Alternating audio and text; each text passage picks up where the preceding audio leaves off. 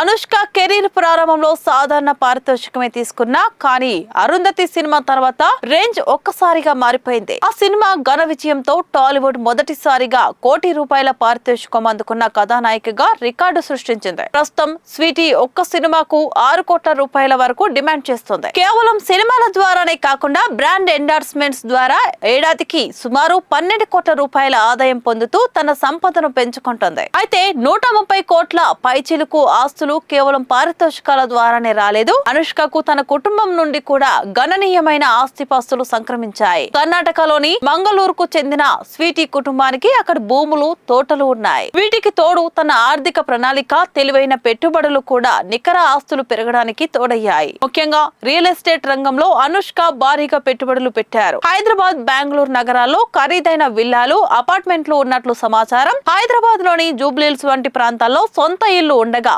బెంగళూరులో కూడా భారీగా స్థిరాస్తి పెట్టుబడులున్నాయి.